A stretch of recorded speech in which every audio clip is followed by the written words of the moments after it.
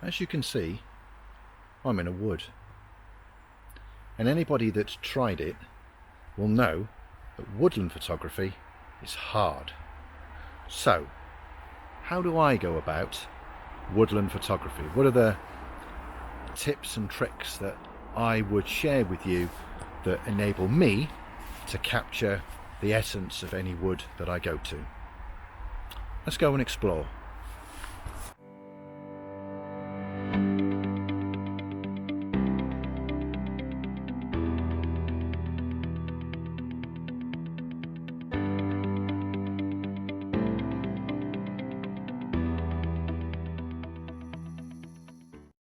I think the first tip that I would share with you is pick the right day for woodland photography.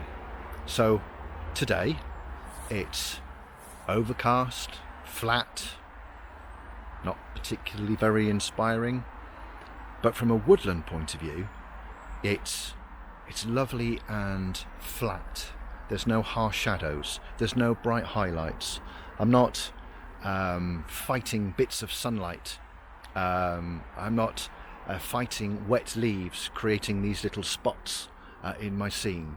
It's lovely and flat and neutral and absolutely perfect for foliage, for branches, I nearly said trees, for twigs, for moss covered rocks, for all the stuff that you find in a woodland.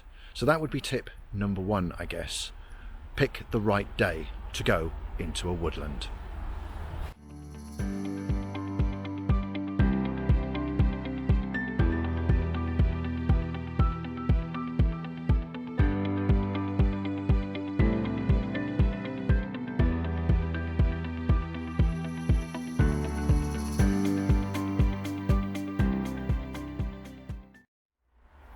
Next tip, take your time. As I said right at the very beginning, woodland photography is hard. Don't expect the images to just jump out at you and be really, really obvious. It takes time, I think, to see order in all of the chaos in a wood. It takes time to work out whether it's the wider view in the wood that appeals to you, or maybe the slightly more intimate view that appeals to you. One of the things that I do is I look at the woodland work of other people. So here on YouTube, a good example of that would be Simon Baxter. Simon has a fantastic library of videos where he photographs in woodland, and the thoughts and ideas and approaches that he puts across, they're all things that you can bring into your own woodland photography. And obviously, only bring in the things that appeal to you. If he does something you think, well, that's not for me, then ignore it. But what I would encourage you to do is take the idea behind what Simon is doing and then try and make it your own. Try and mold it to make it work for you. So yeah, take your time, but also do a little bit of research at the same time and understand what appeals to you in a woodland.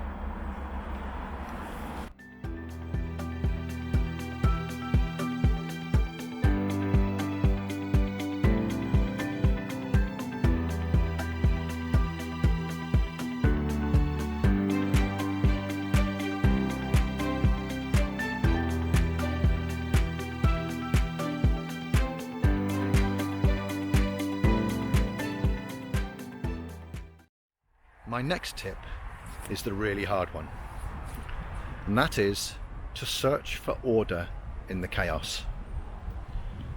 And it's a lot harder than it sounds. And the first time that you do it, you will fail. And that's fine, because I think for this sort of quality, it takes time for your eye and your brain and your mind to tune in to what's going on. So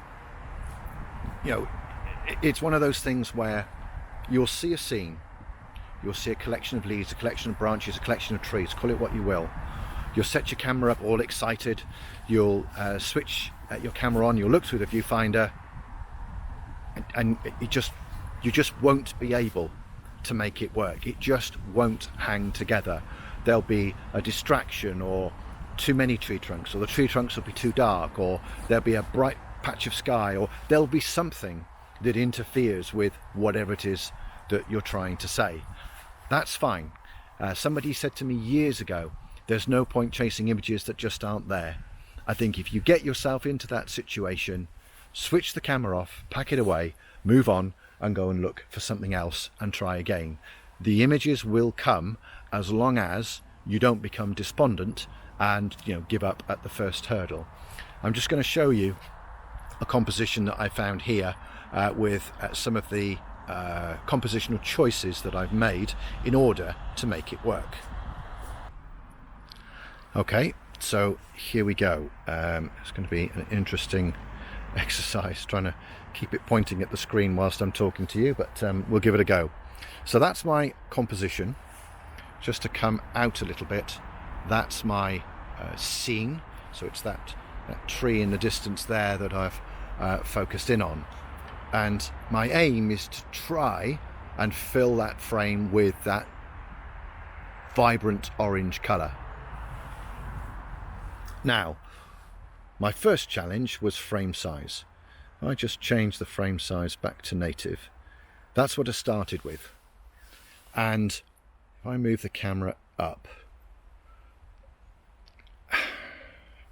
the bit that bothers me with filling the frame with that much colour is I've actually got a blank corner here, and I've actually got a blank corner there. I've also got some quite large patches here and here, and that's pulling away from that notion of filling the frame with colour.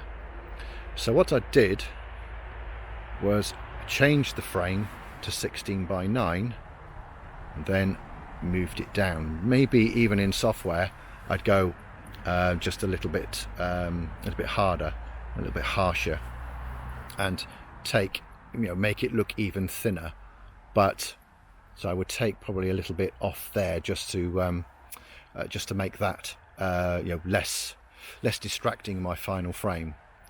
Additionally, my aperture is very shallow. It's actually f4, and I've focused here on this branch that's nearest to me, so that allow everything in the distance just to fade away and not necessarily feature in the final image. So I'm going to take this now, and then you can tell me in the comments whether it actually works or not. I've just forgotten to put the self timer on again. I'm really naughty at doing that. So self timer, hang on a sec, make sure stabilization isn't on. There we go. Clickety click.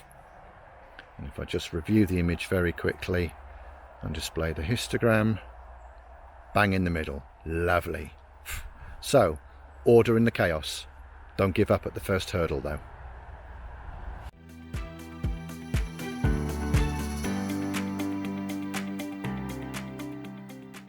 If you are enjoying this video and would like to support my channel, then please click on the thumbs up icon indicated here. To be notified when I upload new content, which will be every 2 weeks, then please consider subscribing. It's free and you can unsubscribe at any time. As well as subscribing, click on the bell icon and select all in order to get these notifications. All updates for new videos appear here on the top right hand side of your YouTube homepage. My next tip: look for abstracts. Little vignettes of the woodland around you that capture as much of the essence and atmosphere of that place as the wider scene. Now, there's two things here.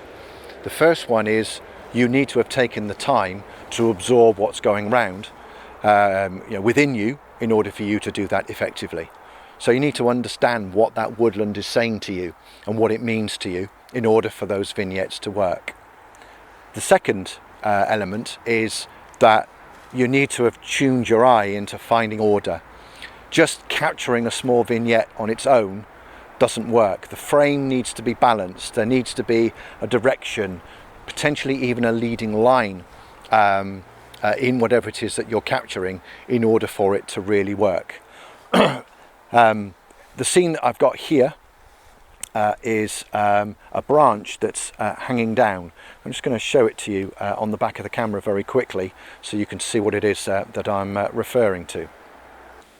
Okay, so here's my scene, just some branches hanging down, and then you've got the leaf litter beyond just complementing the colours. What I've had to be very careful of here is making sure that there's a collection of twigs and branches that lead the viewer through the image without necessarily taking the viewer outside of the image. Also, the branch is moving, which is you know, you get it all lined up and then all of a sudden it's not quite there or not quite where you want it to be. And then the other consideration was depth of focus. So for this image I was at f4 and I deliberately focused on an item of that branch that's closest to me, because then auto shut down, because then what will happen there is that the background and the rest of the scene will just fade away and not dominate at all. So look for vignettes, but just be very, very careful with some of your framing and technical choices.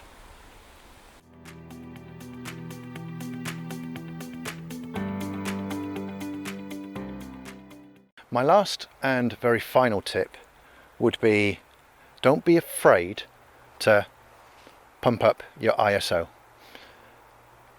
Woodland is dark. Some woodlands are very, very dark. So unless you do have a very bright overcast day and there's enough gaps in the canopy to let that light fall through, you're going to be working in dark conditions. And I was just doing a close-up just there of I think it was this branch here, this little puppy, and it's swaying ever so fractionally in the wind, and even at ISO 200 that tiny little motion was being amplified by the fact that I'm zoomed in quite tight. So I've had to adjust the ISO to compensate in order to get a sharp image. Now I know landscape purists are going to recoil in horror at the thought of increasing your ISO, or you'll end up with noisy pictures. And yeah, on my micro four thirds system, which uses a small sensor at ISO 1600, I am going to get an infinitesimal amount of noise. But printing the image at A3 and looking at it at norm, or even A2, and looking at it at normal viewing distance, are you really going to see it? I would say no, you wouldn't. And do you know what? I would far prefer to get the image with a very, very small amount of noise than pass on the opportunity just because I'm scared of upping my ISO beyond ISO 200. That just doesn't make sense to me whatsoever. So have a play. Don't be afraid of doing it. If you have got concerns about noise, then go into a dark wood and take a series of images of the same scene at different ISOs. Just keep raising it one level at a time, and then when you get home you can review the images when you get home, and the one that's unacceptably noisy, you can look at the EXIF data and see what ISO it was taken at. That then gives you a ceiling to work to. Having shot some weddings, I know that ISO 1600 on those Olympus systems is absolutely fine, and I would challenge anybody to notice that it's been taken at a high ISO.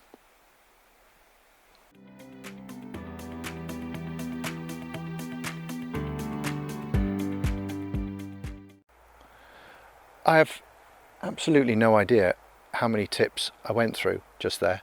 I'll put the number on the screen. But I absolutely accept, there could be a quite strong accusation that the sorts of things that I've gone through today have been influenced by the fact that I'm in an autumn woodland. I don't deny that one bit. But I still think there are elements in the tips that I've given you that you could apply to any woodland at any time of year, not just a woodland in autumn.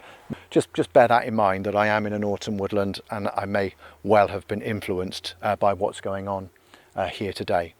So thank you very much indeed. Keep exploring with your camera, and until we meet again, take care and stay safe. See you soon. It's lovely in here.